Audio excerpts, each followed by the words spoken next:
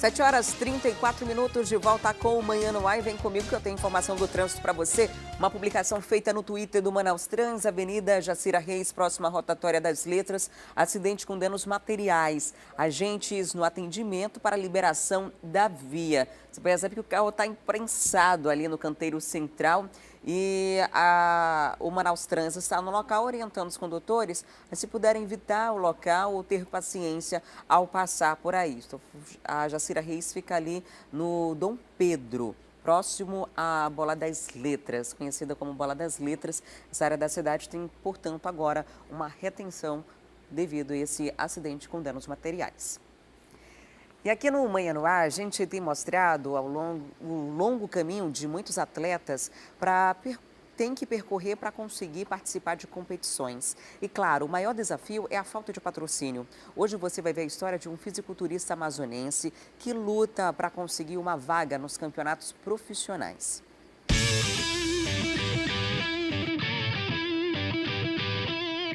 É um esporte que exige definição corporal. Esses movimentos, chamados de coreografias, exibem a estética do atleta em todos os ângulos.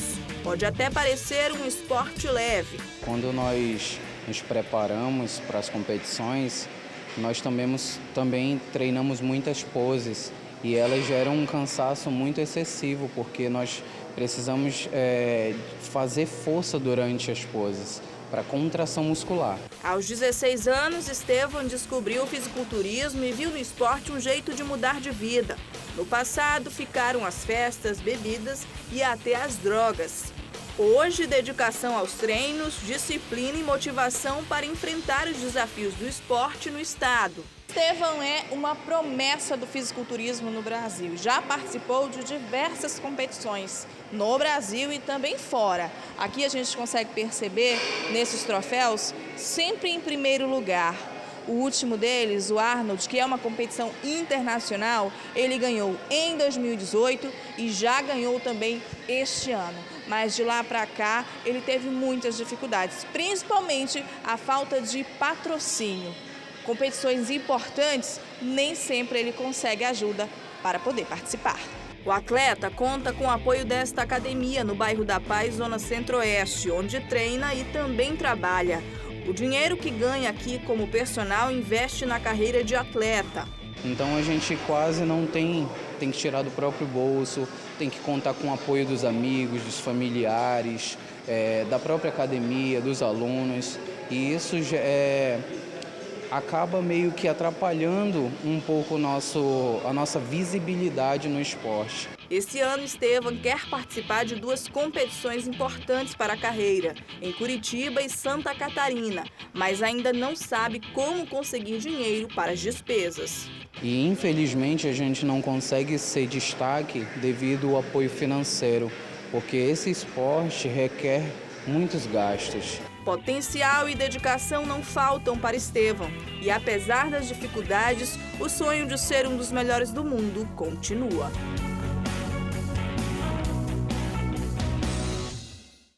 Boa sorte. E o Pleno do Tribunal de Justiça Desportiva do Amazonas julgou ontem o pedido de anulação do jogo entre Nacional e Manaus, partida realizada no último dia 10. O recurso foi rejeitado pela maioria do tribunal. O resultado mantém o Manaus na final do Barazão. O julgamento começou às 3h15 da tarde com a leitura do relatório de impugnação feita pelo relator do caso, Moisés Roberto. Trata-se de impugnação de partida apresentada pelo Nacional Futebol Clube em favor do Manaus Futebol Clube em partida realizada em 10 de 4 de 2019, válida pela final do segundo turno do Campeonato Amazonense de Futebol de 2019. A defesa do Nacional detalhou com imagens situações ocorridas em campo e nas arquibancadas no jogo do dia 10, pela final do segundo turno do Amazonense.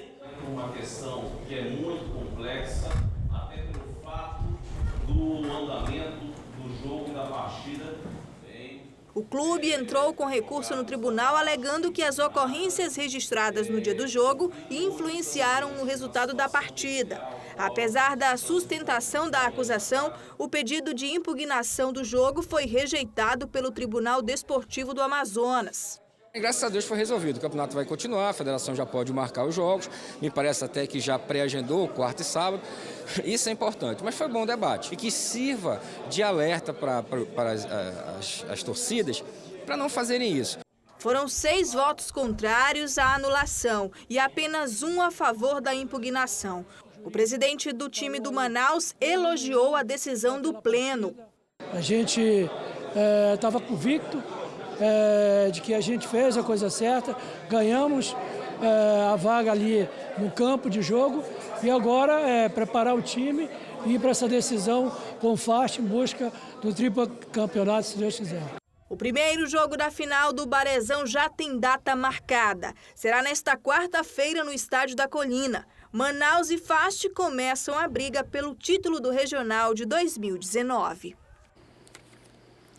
Só para reforçar, o Manaus venceu na justiça, mas foi multado em R$ 4.000 pelo uso de sinalizadores na torcida, invasão de campo e arremesso de bolas ao campo. Os dirigentes do Gavião, Luiz Mitoso e Giovanni Silva, foram absolvidos da acusação de ter facilitado a entrada de torcedores no gramado.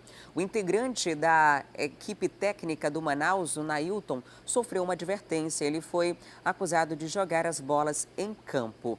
As partidas da final do Barezão foram remarcadas para amanhã, às 8 da noite, na Colina, com o preliminar entre Iranduba e Kinderman de Santa Catarina pelo Brasileirão Feminino. E sábado, dia 27, às 3 horas da tarde, também na Colina, tem a última partida. E esse jogão vai ser transmitido pela TV A Crítica. Então não esquece, sábado é a grande final, a gente vai saber quem leva esse título. Já prepare aí a sua torcida para a Fast ou Manaus. O Faixa que venceu o primeiro turno e o Manaus que venceu o segundo turno e agora disputam a grande final, que já começa amanhã.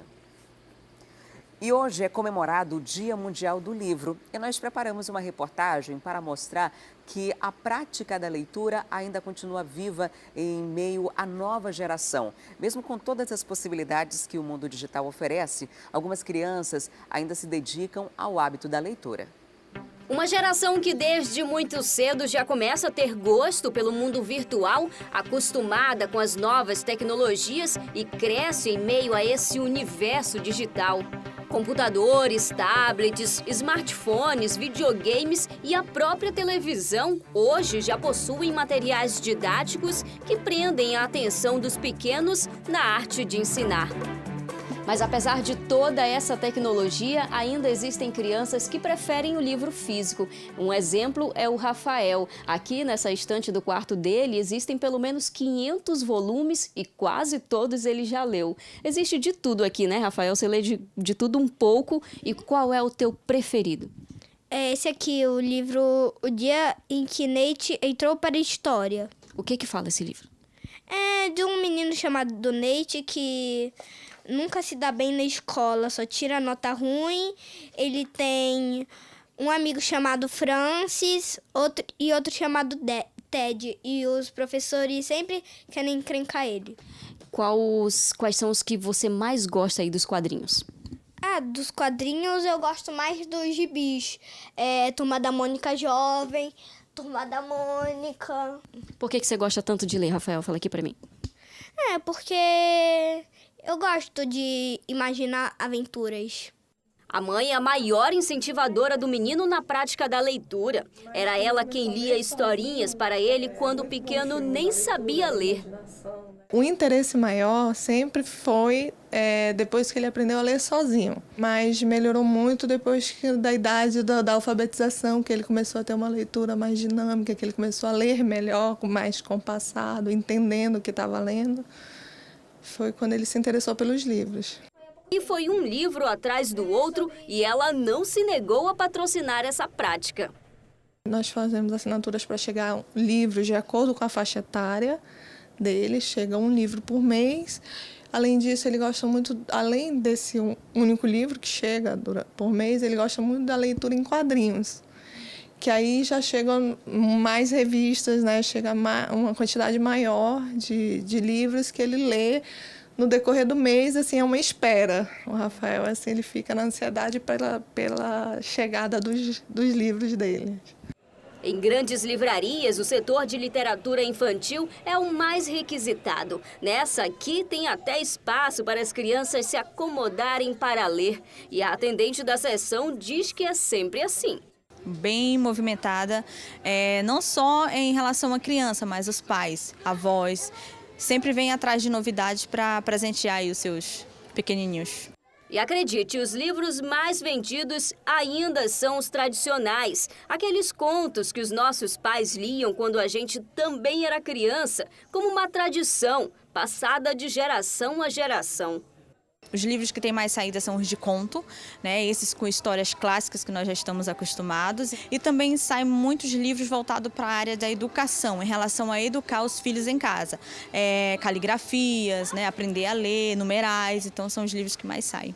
Pedro tem apenas 2 anos. Ele não sabe ler ainda, mas folheia cada página do livro como se estivesse entendendo tudo.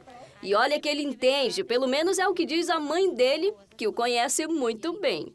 Sim, sempre ele pergunta o porquê que ele está fazendo isso, por que ele está fazendo aquilo. Mãe, como é que é o nome dele? Qual é a história? Todo tempo ele pergunta.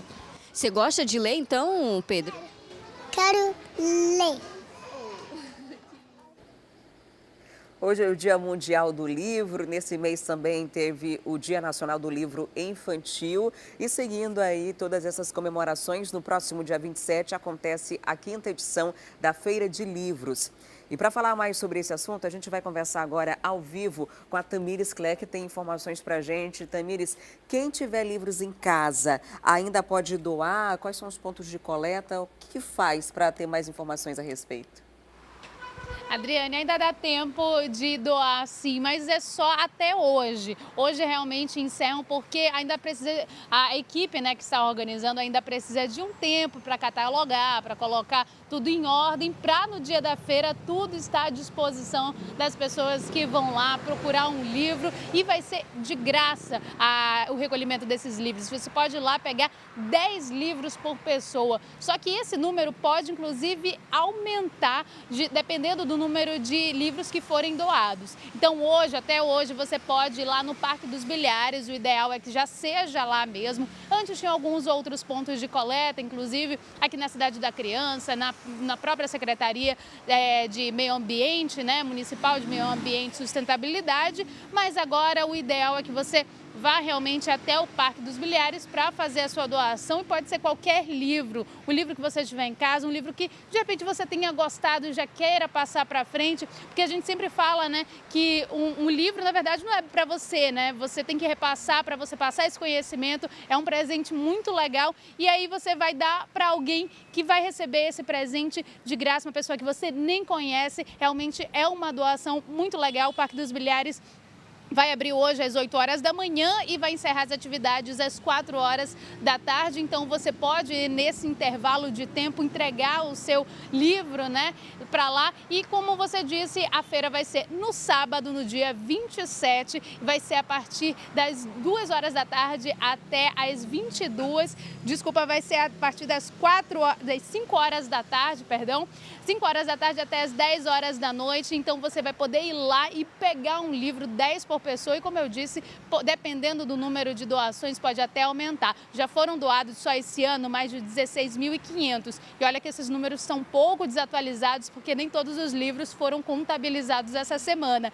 e é mais que o dobro da edição do ano passado, quando foram recolhidos mais de 8.200 livros. Então, esse ano a feira realmente promete. Se você quiser um livro, não tiver uma condição legal, né, não possa talvez comprar um livro, é uma boa oportunidade para você ir lá e colocar a leitura em dia. É sempre muito bom, é um universo de possibilidades, né, Adriane? Com certeza, Tamires, muito obrigada pelas informações. E o número de mulheres que cria personagens em quadrinhos é cada vez maior aqui em Manaus. Juntas, elas criaram o grupo Matintas e desenvolve a arte antes dominada pelos homens de uma forma bem sutil. Dos desenhos mais delicados aos mais ousados, entre um rabisco e outro vão surgindo personagens de histórias em quadrinhos. Mãos delicadas, traços firmes e muito talento definem essas meninas. Juntas neste espaço, elas se unem para fazer o que mais gostam. A equipe começou tímida. 4 meninas estavam em um grupo de mais de 20 homens quadrinistas. Não satisfeitas em ser minoria, elas se uniram para atrair mais mulheres para esse cenário. Em pouco tempo, o grupo feminino já era maior que o masculino. E hoje são 30 integrantes. Elas formam o Matinta, o primeiro grupo de moças quadrinistas do Amazonas. A gente já conhecia o cenário nacional e sabia que tinham várias ilustradoras e várias quadrinistas produzindo. E o cenário do Amazonas ele era atípico, porque tinham muito poucas meninas. E a gente decidiu fazer essa chamada para chamar moças para participarem do nosso grupo, do Matinta. E nós fomos surpreendidas pela procura, porque no primeiro dia a gente já tinha mais de 1 dúzia de pessoas interessadas em participar e produzir. Foi muito positivo. Juntas, elas descobrem que podem ir mais longe. Hoje, o grupo se divide em duplas e essas duplas são responsáveis por criar novos trabalhos. A gente dividiu em duplas, uma menina que já tem mais experiência com a produção de quadrinhos e outra que está aprendendo. E aí, em toda semana, a gente tem a produção de 2 quadrinhos pequenos, tanto para a gente juntar acervo para o grupo, quanto para as meninas criarem ritmo de produção, porque o quadrinho ele é uma arte que demanda concentração, organização, é uma arte demorada. Então, nesse primeiro momento do grupo, a gente está tentando criar um ritmo de produção em todas as membros, tanto as que já têm produção, quanto as que entraram agora e vão começar a produção agora. Lorena tem formação acadêmica em História e também é artista visual. Desenha desde que era criança, mas as oportunidades de viver desse talento eram quase inexistentes. Através do grupo, ela conseguiu se destacar na área e hoje tem até personagem de desenho animado criado por ela mesma.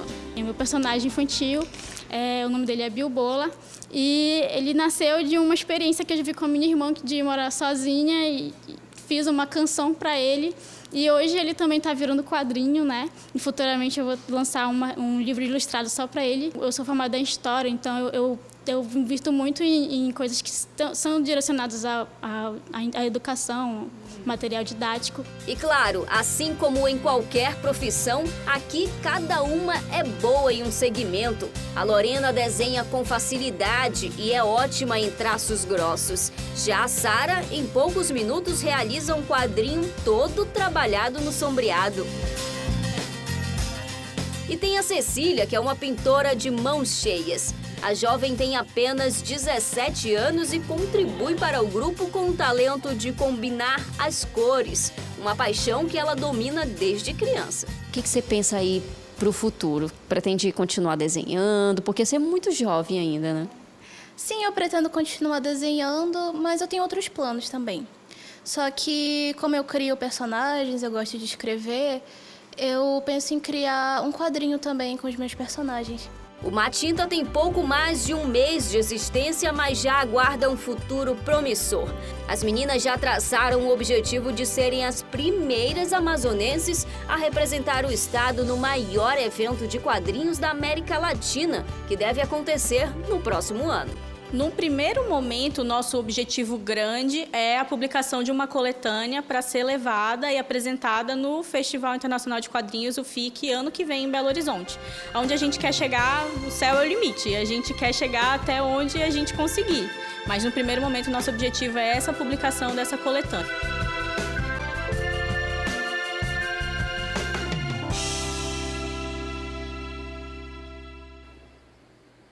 Muito bacana, parabéns aí pela iniciativa das meninas. E só para reforçar, sei que na Feira do Livro vai acontecer lá no Parque dos Bilhares, no dia 27, né? A gente falou ainda há pouco, se você quiser fazer quiser doar, é até hoje, mas se você quiser receber um exemplar, é no dia 27, a partir das 5 horas da tarde. E agora tem uma informação aqui para você, um reforço sobre o jogo de futebol que vai acontecer amanhã. No Manhã no Ar dessa quarta-feira, a gente vai trazer todos os detalhes para você dessa partida que promete ser emocionante, depois de o Manaus conseguir vencer VT no tribunal, vai agora disputar a final do Campeonato Amazonense com o Faixa Clube. A gente vai trazer os detalhes da compra de ingressos, de organização das torcidas, né, de como os times devem entrar em campo. Os nossos comentaristas esportivos vão estar participando do Manhã no Ar e a gente vai trazer todos os detalhes para você. Essa porque é a primeira partida, né? No sábado tem a grande final transmitida ao vivo. O Manhã no Ar de hoje vai ficando por aqui. Muito obrigada pelo carinho da sua audiência. Um ótimo dia para você. Tá vindo aí o Fala Brasil com as notícias do Brasil e do mundo. Logo em seguida, Hoje em Dia e o Alô Amazonas. Um ótimo dia para você. Fique com Deus. Não esquece que a gente tem encontro marcado amanhã, bem cedinho, a partir das 6 horas. E se você quiser rever uma de nossas reportagens, é só acessar o nosso aplicativo, a Crítica Play. Por lá, você pode acompanhar nossa programação ao vivo e rever todas as nossas reportagens. Um ótimo dia para você. Até amanhã. Tchau, tchau.